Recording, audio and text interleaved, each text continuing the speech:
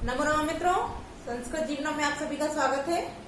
हम अपनी साहित्य की कक्षा में, जिसके अंतर्गत भर्तृहरिकृत नीति शतकम ग्रंथ का अध्ययन चल रहा है, उपस्थित है। कल की कक्षा तक हम लोगों ने कुल 50 श्लोकों का अध्ययन कर लिया था। आज उससे आगे के श्लोकों के साथ आप सभी के समक्ष उपस्थित है। तो जो भी मित्र हमारे साथ लाइव जुड़ चुके हैं, सभी लोग वीडियो की लिंक को अपने दोस्तों के साथ शेयर कर दें, जिससे कि अधिक से अधिक लोग वीडियो के साथ लाइव जुड़े।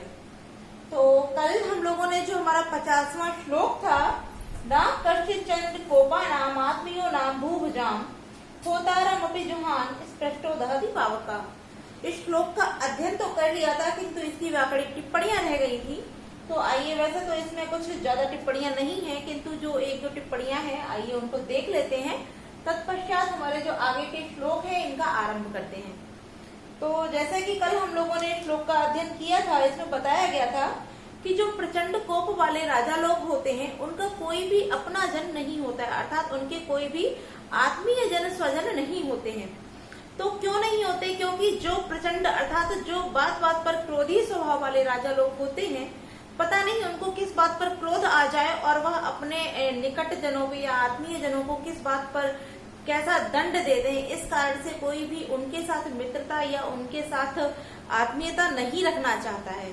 उसके लिए दृष्टांत देते हुए भर्तृहरि जी ने बताया था कि जिस प्रकार यज्ञ करने वाला जो यजमान होता है, ऋत्विक होता है, तो जब वह यज्ञ करता है और उस समय यज्ञ की अग्नि यदि छू जाती है, उससे भी छू जाती है, तो उस यज्ञ करने वाले ऋत्विज को भी वह जला देती है। तो यहाँ अग्नि की तुलना राजा से करते हुए और जलाने का जो कार्य है वो उसके कोप से करते हुए, कि पता नहीं राजा किस कारण से क्रोधित हो जाए और हमको कौन सा दंड दे दे, इसलिए कोई भी उसका आत्मीय जन नहीं होता है। जिस प्रकार अग्नि यदि छू जाती है तो वह अपने अर्थात यज्ञ को करने वाले व्यक्ति को भी जला देती है। तो इस प्रकार अर्थ को हम लोगों ने जान लिया था, और क्योंकि यह दृष्टांत देकर के भर्तृहरि जी ने बताया है, इस कारण श्लोक में जो अलंकार था वह दृष्टांत अलंकार था और यह अनुष्टुप छंद में लिखा गया है। तो अब जैसे कि व्याकरण टिप्पणियों की बात कर लेते हैं, तो यहाँ शब्द था हमारा चंडकोपा नाम। तो चंडकोपा नाम शब्द जो है, इसमें हमारा बहुब्रीहि समास हो जाता है, क्योंकि यहाँ कोप के विषय में बताया कि कोप चंडकोपा नाम अर्थात चंडा कोपा येषाम ते, अर्थात जिस व्यक्ति को प्रचंड कोप आता है, ऐसा वह व्यक्ति। तो चंडा कोपा येषाम ते, जिनमें प्रचंड कोप वास करता है, ऐसे व्यक्ति। तो यहाँ बहुब्रीहि समास हो जाता है। और इसके बाद आत्मीय शब्द जो है, उसमें आत्मन धन छ प्रत्यय के साथ आत्मीय शब्द हमारा निष्पन्न हो जाता है। जिस प्रकार आप जानते हैं, जब छ प्रत्यय का विधान करते हैं तो उसमें ईय शेष बचता है। जैसे वत्स के धन, वत्स के साथ अगर हम छ प्रत्यय का विधान करते हैं तो वत्सीय शब्द निष्पन्न होता है। उसी प्रकार से आगे भूभुजाम जो शब्द दिया है, भूभुजाम, तो भू धातु के साथ भुज, और भुज के साथ जब कुप प्रत्यय का विधान करते हैं तो भूभुज शब्द बन जाता है। और वहाँ षष्ठी व्यक्ति में प्रयोग, षष्ठी व्यक्ति बहुवचन में भूभुजाम शब्द हमारा यहाँ पर प्रयुक्त किया गया था।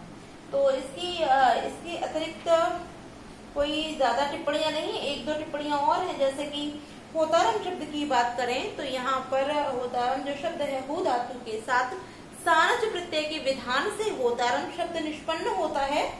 और पावक शब्द जो है वो पू के साथ डोल प्रत्यय का प्रयोग करते हैं, तब यहाँ पर पावका शब्द हमारा निष्पन्न हो जाता है। तो इस प्रकार यही इसकी व्याकरणिक टिप्पणियां थी।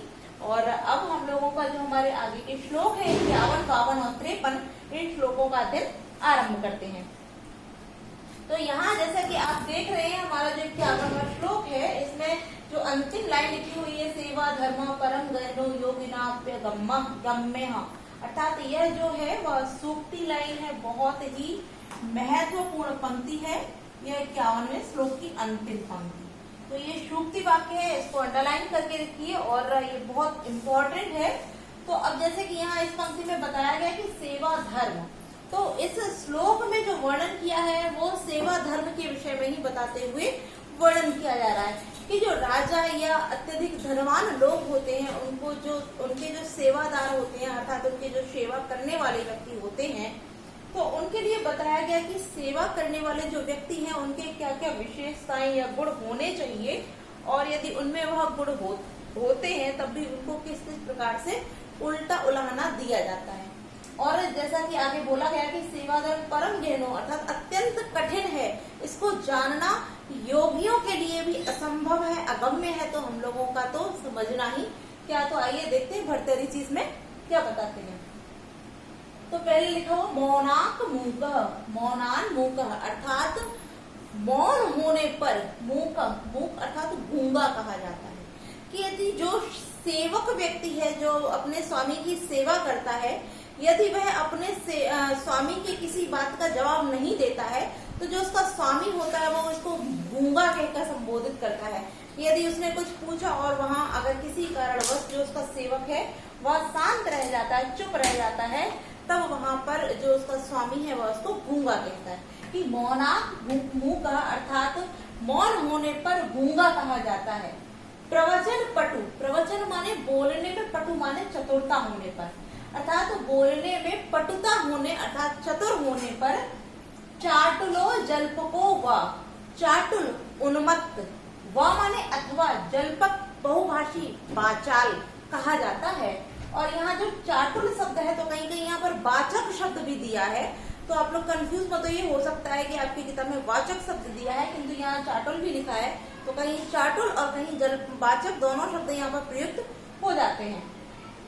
तो बता रहे हैं कि प्रवचन पटु अर्थात बोलने में यदि सेवक चतुर होता है तो उस समय उसको जो उसका स्वामी होता है वह उन्मत्त और बहुभाषी वाचाल कहता है। आगे कहते हैं कि धृष्टा पार्श्वे बसती, पास में रहने पर धृष्टा निर्लज्ज कहा जाता है। कि यदि वो अपने स्वामी के सदैव समीप रहता है तो स्वामी उसका जो होता है वो उसको निर्लज्ज कहकर संबोधित करता है कि 24 घंटे मेरे सिर पे खड़ा रहता है, बहुत निर्लज्ज है, इस तरीके से बोलते हैं। आगे बोले कि च माने और, वसन दूरो अपि अप्रगल्भः अर्थात अपि प्रगल्भः, कि वसति वसन दूरो दूर रहने पर भी, प्रगल्भ लज्जाशील कहा जाता है। कि यदि वह दूर रहता है तो उसको लज्जाशील कहते हैं। आगे कहते हैं क्षांत्या भीरुर यदि ना, क्षांत्या भीरु यदि क्षमाशील होता है तब उसको भीरु, भीरु तात्पर्य डरपोक कहते हैं। कि यदि वह क्षमाशील होता है तो उसको डरपोक कहा जाता है। ना सहते प्रायशो ना अभिजाता, न सहते नहीं सहता है, प्रायशः प्राय अगर अपने स्वामी की किसी बात को नहीं सहता है तो ना भी जाता अर्थात अकुलीन कहा जाता है। कि ऐसे कुल में तूने जन्म लिया है जिसमें तुझे कुछ भी नहीं सिखाया गया, इस प्रकार से उसको बोला जाता है। तो पुनः देख लेते हैं एक बार कि यदि सेवक जो है उसमें अगर मौन का गुण होता है, यदि वह अपने स्वामी की किसी बात का प्रत्युत्तर नहीं देता है तो जो उसका स्वामी होता है वो क्या कहता है कि तू गूंगा है, अर्थात मौन में होने पर उसको गूंगा कहते हैं। और यदि बोलने में वह चतुर होता है तब उसको उन्मत्त वाचक अर्थात अधिक बोलने वाला और जल्पक वाचाल बोलते हैं। आगे दृष्टा पार्श्व वसति, यदि वह पास में रहता है तो उसको निर्लज्ज कहते हैं, और यदि दूर रहता है तब उसको लज्जाशील कहते हैं। क्षांत्या भीरु, यदि क्षमाशील होता है तब उसको भीरु डरपोक कहकर संबोधित करते हैं। और यदि प्रयास नहीं सहता है, अगर अपने स्वामी की किसी भी गलती को बर्दाश्त नहीं करता है तो उसे ना भी जाता अर्थात अकुलीन कहकर संबोधित करते हैं। तो इसीलिए आगे कहते हैं कि सेवा धर्म परम गहनो अर्थात जो सेवा का धर्म है, अपने स्वामी की सेवा करने का जो धर्म है, परम गहनो परम अत्यधिक कठोर है, अत्यधिक कठिन है, अत्यधिक कठिन है। योगी नाम अपि अगम्य, योगियों के द्वारा, योगी नाम योगियों के, अपि माने भी, अगम्य योगियों का भी अगम्य अर्थात योगियों के द्वारा भी कठिनाई से जाने जाना योग्य है, अर्थात योगी जो होते हैं वह भी उसको नहीं जान पाते हैं, अगम्य है वह भी नहीं जान पाते हैं। तो इतना कठिन क्या है, ये सेवा धर्म अत्यंत कठिन है। उसको योगी जो 24 घंटे तप में लीन रहते हैं, ऐसे योगी भी इस मार्ग को, किसको, सेवा धर्म को नहीं जान पाते हैं।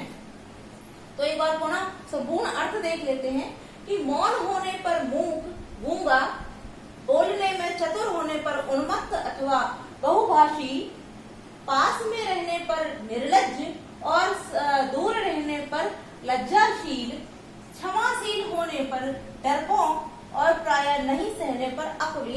से कहा जाता है।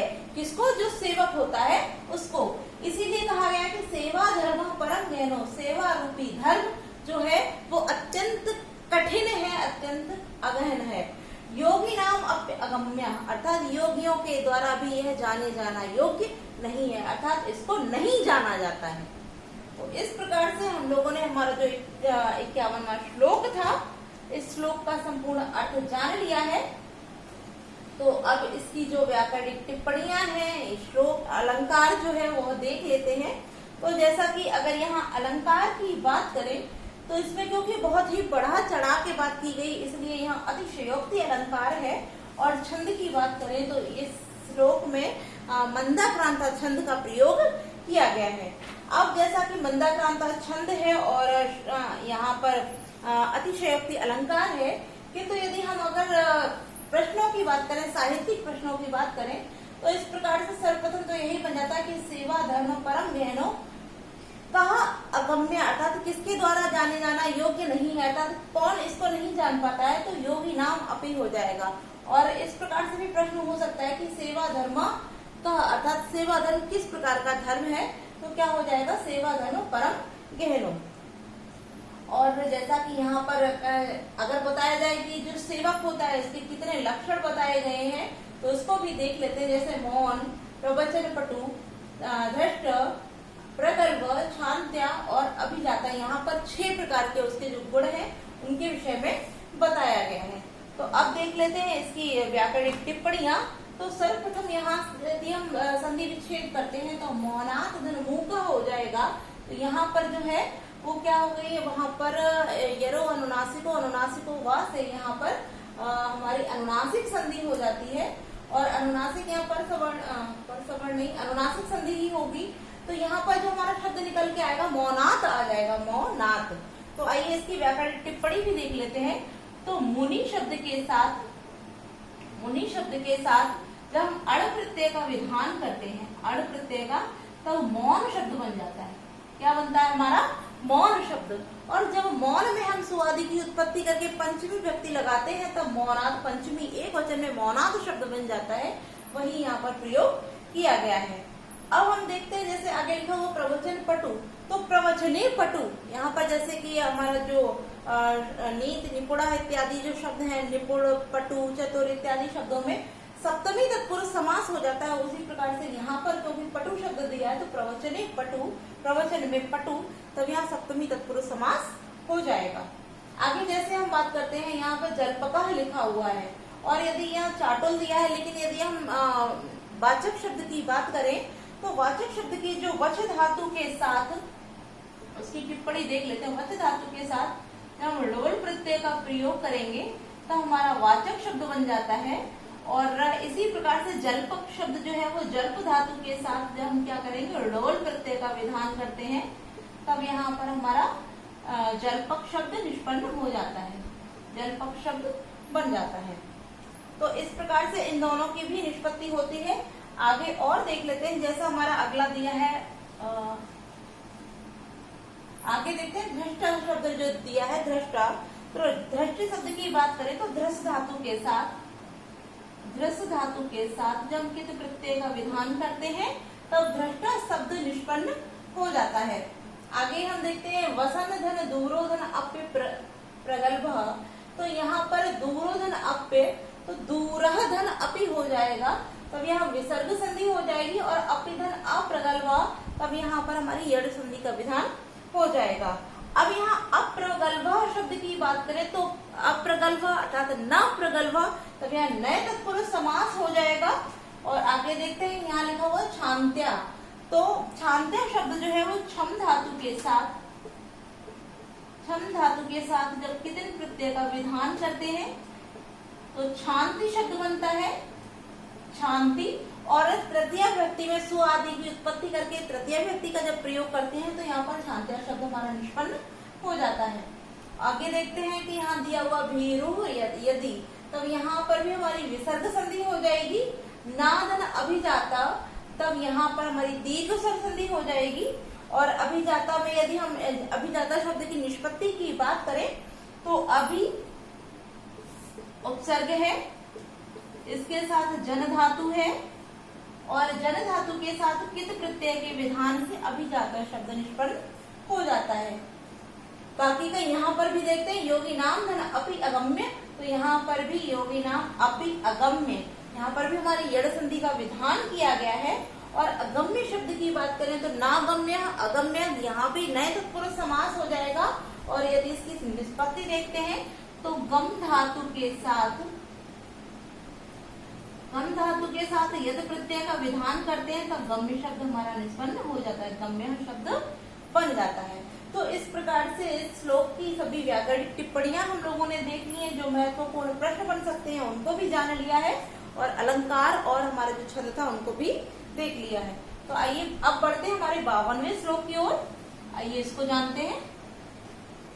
तो यहाँ भर्तृहरि जी कह रहे हैं कि उद्भाषित अखिल स्थलस्य विशृंखलस्य प्राग्जात विस्मृत निजाधम कर्म वृत्ते दैवाद्वाप्त विभवस्य गुणादृशो अस्ति नीचस्य गोचर गतै सुखमाप्यते गए। अब यहाँ उद्भाषिता शब्द दिया, उद्भाषिता अर्थात प्रकाशित करता है या फिर प्रोत्साहित करता है। अखिल खल से, अखिल माने संपूर्ण और खल माने होता है दुष्ट, कि सभी या संपूर्ण दुष्टों को उद्भाषिता प्रोत्साहित करने वाला या प्रकाशित करने वाला, विशृंखलस्य अर्थात स्वेच्छाचारी यानी कि अपनी मनमानी करने वाला। आगे प्राक जात, प्राक माने पहले, जात माने किए गए, हो पहले किए गए, निज माने अपने, अधम कर्म वृत्ति, अधम माने नीच, कर्म वृत्ति माने व्यवहार, के पहले किए गए अपने नीच कर्म व्यवहार को विस्मृत माने भूल जाता है। दैवात भाग्य से, अवाप्त विभवस्य प्राप्त हो जाने पर, विभवस्य माने वैभव अर्थात धन संपत्ति के धन संपत्ति के भाग्य से प्राप्त हो जाने वाला, गुणादुषो गुणों से द्वेष करने वाला, अश्य माने यह, नीचस्य यह नीच, गोचर गतई, गोचर गतई अर्थात गोचर माने होता है उसकी दृष्टि में, गतय माने जाने वाला, उसकी दृष्टि में जाने वाला।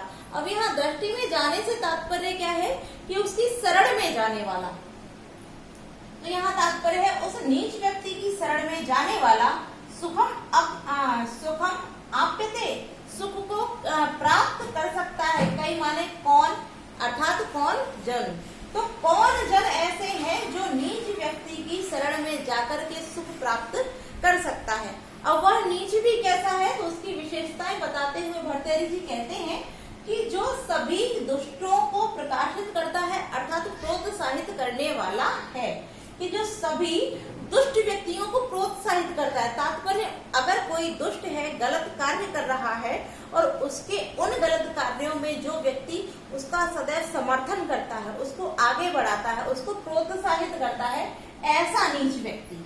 ठीक है, आगे कहते हैं विशृंखलस्य अर्थात स्वेच्छाचारी, जो अपनी मनमानी करता है, सदैव अपनी मनमानी करता है, ऐसा नीचस्य अर्थात ऐसा दुष्ट व्यक्ति, नीच व्यक्ति। तो यहाँ जितने भी विशेषण है वो किसके, नीच व्यक्ति के, तो ये विशेष से हो जाएगा और ये इस सबके अर्थात इस विशेष के ये सभी विशेषण हैं। तो जैसा जितने भी विशेषण है वो किसके लिए प्रयुक्त किए जा रहे हैं, अस्य नीचस्य, इस नीच व्यक्ति के लिए।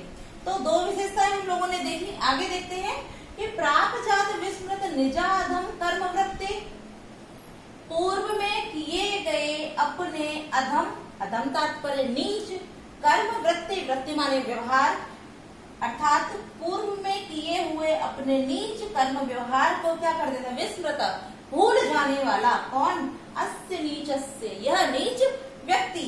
आगे कहते हैं कि दैवाद आप विभवस्य, कि भाग्य से जिसको धन संपत्ति इत्यादि प्राप्त हो गई है, अस्य नीचस्य ऐसा नीच व्यक्ति, और गुणादुषो गुणों से द्वेष करने वाला, अस्य नीचस्य ऐसा नीच व्यक्ति। ऐसे नीच व्यक्ति के शरण में, गोचर गतई अर्थात शरण में जाने वाला, कई कौन जन सुखम आप्यते, सुख को प्राप्त हो सकता है। अर्थात यदि आप किसी की शरण लेते हैं तो जो शरण देने वाला व्यक्ति है, यदि वह उच्च होता है, अच्छा होता है, तभी आपको वहां सुख प्राप्त हो सकता है। किंतु जो व्यक्ति स्वयं पहले से ही नीच है और ऐसे नीच की आपने किसी कारणवश शरण ग्रहण कर ली है, तो क्या आपको सुख प्राप्त हो सकता है? कदापि नहीं। तो वही बताते हैं कि इन प्रकार के गुणों से अर्थात दुर्गुणों से जो युक्त है, ऐसा नीच व्यक्ति, इस नीच व्यक्ति की शरण में जो भी कई माने कौन व्यक्ति सुख को प्राप्त हो सकता है, अर्थात कोई भी नहीं। तो पुनः एक बार अर्थ देख लेते हैं कि जो संपूर्ण दुष्टों को प्रोत्साहित अर्थात प्रकाशित करता है और स्वेच्छाचारी है, पहले किए हुए अपने अधम कर्म व्यवहारों को भूल जाता है, भाग्य से जिसको धन धान्य इत्यादि प्राप्त हो गया है और जो गुणों से द्वेष करता है, ऐसे नीच व्यक्ति के शरण में जाने वाला कौन सा व्यक्ति सुख को प्राप्त हो सकता है, अर्थात कोई भी नहीं। तो इस प्रकार से यहाँ हमारे भर्तृहरि जी इस नीच व्यक्ति के अर्थात यह विशेष है और यह सारे उसके विशेषण है। इस प्रकार नीच व्यक्ति के दुर्गुणों का यहाँ पर बखान कर रही है। और यदि हम श्लोकों की बात करें तो यह तीनों श्लोक जो हमारे हैं वो दुर्जन पद्धति से ही लिए गए हैं। तो यहाँ जब दुर्जन पद्धति से है तो दुष्ट व्यक्ति की ही विशेषताएं बताई जाएंगी। तो हम लोगों ने श्लोक के अर्थ को जान लिया है। तो आइए अब देखते हैं इसकी व्याकरणिक टिप्पणियां। सर्वप्रथम यहाँ लिखा हुआ है अखिल खलस्य, अखिल खलस्य। तो यहाँ खलों की संपूर्ण खल अर्थात अखिल खलस्य, तो यहाँ कर्मधारय समास हो जाएगा। और यदि संपूर्ण शब्द यहाँ ले लिया जाता है उद्भाषित अखिल खलस्य, तब यहाँ पर हमारा बहुब्रीहि समास हो जाएगा। उद्भाषिता अखिला यश तेन, तब यहाँ बहुब्रीहि समास हो जाएगा। विश्रृंखला से यहाँ पर भी हमारा बहुब्रीहि समास हो जाएगा, जैसे विगता श्रृंखला यश सा, ये भी हमारा बहुब्रीहि हो जाएगा। और क्योंकि ये विशेषण है सभी, तो बहुब्रीहि समास होगा ही। इस संपूर्ण पंक्ति में ही प्राग जात विस्मृत निजाधम कर्म वृत्ते बहुब्रीहि समास होगा। अब देखते हैं आप्त विभवस्य, आप्त विभवस्य शब्द की बात करें तब यहाँ पर भी बहुब्रीहि समास ही होगा। गुणादिशों में भी बहुब्रीहि समास होगा। अब इसकी हम व्याकरण टिप्पणियां भी देखते हैं। जैसे यहाँ लिखा हुआ हमारा गोचर गतई, तो गोचरम गतः, तब यहाँ द्वितीय तत्पुरुष समास हो जाएगा। गोचरम गतः द्वितीय तत्पुरुष समास। आगे जैसे नीचस्य अस्य, यहाँ आप देख रहे हैं यहाँ पर हमारी षष्ठी व्यक्ति का प्रयोग है, विभवस्य में भी षष्ठी है।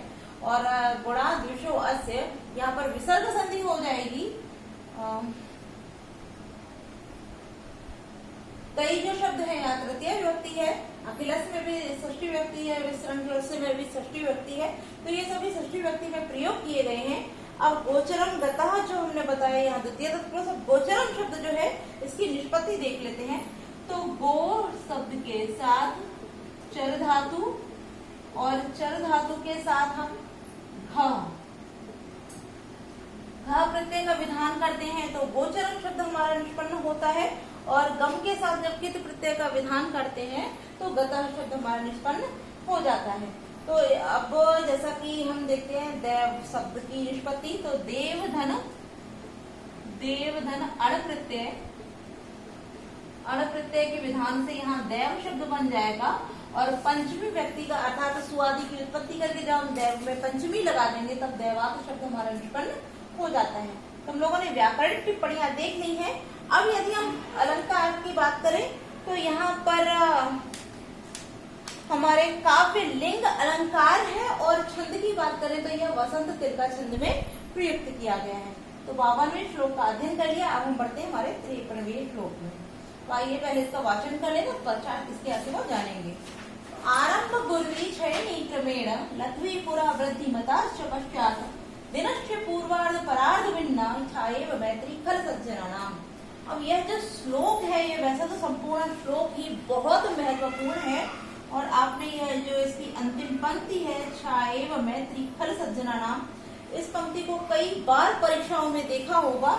ये बहुत ही महत्वपूर्ण सूक्ति है, क्योंकि जैसा अभी मैंने बताया कि ये संपूर्ण श्लोक ही बहुत महत्वपूर्ण है। तो सूक्ति तो बहुत अत्यंत महत्वपूर्ण होगी ही, और ये कई परीक्षाओं में पूछी भी जा चुकी है। तो अब हम लोग पहले अर्थ जानते हैं। तो यहाँ दो शब्द हमारे दिए खल और सज्जन। तो यहाँ आगे दिया है मैत्री, अर्थात यहाँ दुष्ट और सज्जन दोनों की ही मित्रता के विषय में वर्णन करते हुए भर्तृहरि जी बताते हैं कि मित्र अर्थात जो दुष्ट होता है उसकी मित्रता कैसी होती है और सज्जन जो होता है उसकी मित्रता प्रकार से होती है। इसका वर्णन इस श्लोक के माध्यम से भर्तृहरि जी ने किया है। तो आइए देख लेते हैं। यहाँ बताते हैं, यहाँ सबसे पहले लेते हैं खल, क्योंकि यहाँ आरंभ में खल दिया है तो खल को ही ले लेते हैं। खल माने होता है दुष्ट व्यक्ति। तो दुष्ट व्यक्ति की मैत्री माने सज्जन अर्थात मित्रता। कि दुष्ट व्यक्ति की मित्रता आरंभ गुरवी, आरंभ माने प्रारंभ में, गुरवी माने होती है बड़ी हुई अर्थात बहुत बड़ी, गुरु, गुरु माने होता है बड़ा, बड़प्पन। तो यहाँ तात्पर्य वही है गुरवी अर्थात गुरु के शब्द, गुरु शब्द के साथ जब गीत प्रत्यय का विधान करते हैं तभी गुरवी शब्द बनता है। तो तात्पर्य वही हो गया गुरु अर्थात बहुत बड़ा। तो दुष्ट व्यक्ति की जो मित्रता होती है वो प्रारंभ में कैसी होती है, बड़ी, और क्रमेण, क्रम के अनुसार, क्षयणी, क्षयणी माने क्षय होती चली जाती है अर्थात घटती चली जाती है। अब आगे बोल रहे हैं कैसी, छाये, छाया के समान। कि जो दुष्ट व्यक्ति होता है उसकी मित्रता छाया के समान आरंभ में बड़ी होती है और तत्पश्चात क्रम से अर्थात धीरे धीरे धीरे धीरे करके क्षयणी माने नष्ट होती चली जाती है अर्थात कम होती चली जाती है।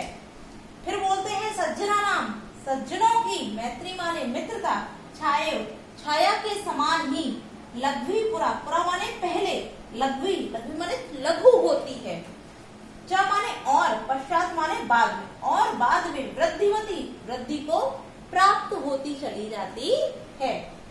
अब देखिए दोनों चीजों का अर्थ बताया कि जो दुष्ट होते हैं उनकी मित्रता जो होती है वह छाया के समान प्रारंभ में तो बड़ी होती है तो धीरे धीरे क्रम के अनुसार धीरे धीरे करके वह क्षयणी नष्ट होती चली जाती है। और जो सज्जन व्यक्ति होते हैं उनकी मित्रता भी छाया के समान पहले तो जो पुरा माने पहले, लघु माने लघ्वी माने छोटी होती है, च माने और, पश्चात माने बाद में, वृद्धिमती वृद्धि को प्राप्त होती चली जाती है। अब किसके अनुसार, दिनस्य, दिन के पूर्वार्ध परार्ध भिन्न, दिन के पूर्व और परार्ध भिन्न अलग अलग रूपों के अनुसार। तो अब हम यहाँ उदाहरण से, क्योंकि यहाँ भी उदाहरण देते हुए ही बता रहे हैं तो अब इसको समझ लेते हैं पहले। अब यहाँ हमने अर्थ तो जान लिया, पुनः एक बार अर्थ देख लेते हैं तत्पश्चात इसकी व्याख्या को देखेंगे। कि आरंभ में बड़ी होती है किंतु क्रमशः धीरे धीरे क्षयणी माने नष्ट होती चली जाती है, और पहले छोटी होती है और बाद में वृद्धि को प्राप्त होती चली जाती है। दृश्य, दिन के समान ही पूर्वार्ध परार्ध में अलग अलग, भिन्न माने अलग अलग, छाया के समान ही मैत्री माने मित्रता होती है खल और सज्जना नाम, दुष्ट और सज्जन व्यक्तियों की। अर्थ हम लोगों ने जान लिया, अब इसको समझते हैं। देखिए जैसे आपने देखा होगा कि सुबह के समय में जब सूर्य उदित होता है तो यहाँ जैसे पूर्वार्ध और परार्ध लिखा हुआ है, तो पूर्वार्ध जो शब्द है वो फल के साथ जुड़ जाएगा और परार्ध जो शब्द है वो सज्जन के साथ जुड़ जाएगा। तो जब पूर्व अर्थात सुबह के आरंभ में जब सूर्य उदित होता है तब आप कभी भी उस सूर्य की ओर से मुख करके जिधर छाया आपकी परछाई जाती है उस तरफ आप देखिए, तो जो आपकी परछाई होती है वो इतनी अधिक लंबी होती है, जो आप अर्थात आपका यदि इतना सा स्वरूप है तो आपकी परछाई इतनी लंबी होती है। किंतु जैसे जैसे जैसे जैसे दिन अपने रूप में अर्थात दिन बढ़ता चला जाता है और सूर्य जैसे जैसे उदित अर्थात नीचे से लेके ऊपर आता है तो क्या होती है, हमारी जो परछाई होती है वो धीरे धीरे धीरे धीरे कम होती चली जाती है, और अर्थात दिन के मध्याह्न दोपहर में क्या होती है, वह जो हमारी परछाई होती है वो पूरी तरह नष्ट हो जाती है।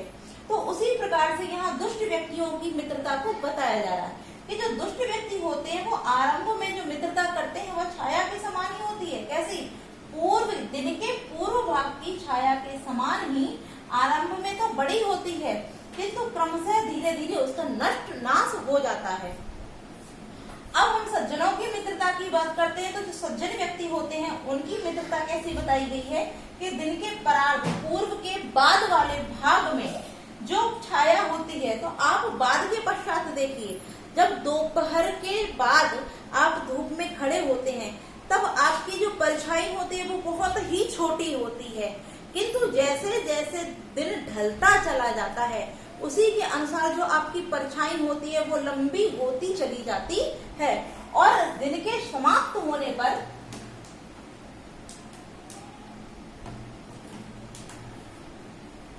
दिन के समाप्त होने पर वह परछाई इतनी लंबी हो जाती है कि वह रात अर्थात जब सूर्य ढल जाता है तो आपकी जो परछाई होती है वो संपूर्ण व्याप्त हो जाती है।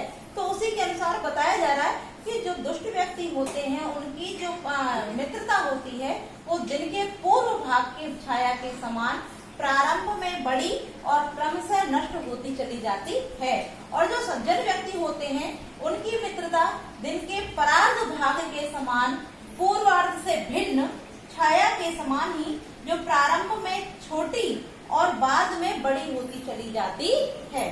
तो इस प्रकार से यहाँ हम लोगों ने इसकी जो व्याख्या थी वह संपूर्ण रूप से जान ली है। तो अभी इसकी जो व्याकरणिक टिप्पणियां हैं वह देख लेते हैं। यदि हम यहाँ अलंकार की बात करें तो यहाँ पर उपमा अलंकार है, क्योंकि आप देख रहे हैं छायाधन इव, यहाँ इव शब्द प्रयुक्त है, इसलिए यहाँ पर उपमा अलंकार का प्रयोग किया गया, अर्थात यह जो छंद है यह उपमा अलंकार में ही है। अगर हम छंद की बात करते हैं तो यह जो हमारा श्लोक है यह उपजाति छंद में है, और उपजाति छंद का लक्षण आप जानते हैं कि जो इंद्र वज्रा और उपेंद्र वज्रा दोनों के मिश्रण से बनता है वही उपजाति छंद होता है। अब जैसे कि हम पहले व्याकरणिक टिप्पणियां देखते हैं तो यहाँ हमारा शब्द लिखा हुआ है खल सज्जना नाम। तो खलश्च सज्जना नाम अर्थात सज्जनाश्च, तब यहाँ पर हमारा द्वंद्व समास हो जाएगा। पूर्वार्ध में कर्मधारय समास, परार्ध में भी कर्मधारय समास, और यदि दोनों शब्द को मिला लेते हैं तब यहाँ पर हमारा तृतीया तत्पुरुष समास हो जाएगा। अब यहाँ जैसे हमने कहा था गुरुवी जो शब्द है तो गुरु धन गीप प्रत्यय लिख देते हैं, कंफ्यूज मत होइए। गुरु धन गीप प्रत्यय से गुरवी बनता है। इसी प्रकार से क्षयणी जो शब्द है तो यहाँ क्षयणी में भी शी धन ऋणी यानी गीप प्रत्यय, यहाँ भी गीप प्रत्यय है तब हमारा क्षयणी शब्द बनेगा क्षयणी। और यहाँ हमारा लिखा हुआ है लघ्वी, तो लघु धन गीप, लघु धन गीप प्रत्यय के विधान से यहाँ पर हमारा लघ्वी शब्द निष्पन्न होता है, लघ्वी शब्द बन जाता है। और वृद्धिमती शब्द जो है तो वृद्ध धातु के साथ, वृद्ध धातु के साथ जब कितने प्रत्यय का विधान करते हैं तो यहाँ हमारा वृद्धि बन जाता है, और वृद्धि के साथ जब मतुट प्रत्यय का विधान करते हैं तब हमारा वृद्धिमती शब्द निष्पन्न हो जाता है। तो हम लोगों ने आज तीनों श्लोकों का अर्थ जान लिया, व्याकरणिक टिप्पणियां जान ली। तो आज के लिए हम इतना ही रखते हैं, कल की कक्षा में आगे के श्लोकों के साथ उपस्थित होंगे। तो आज के लिए इतना ही मित्रों, नमो नमः।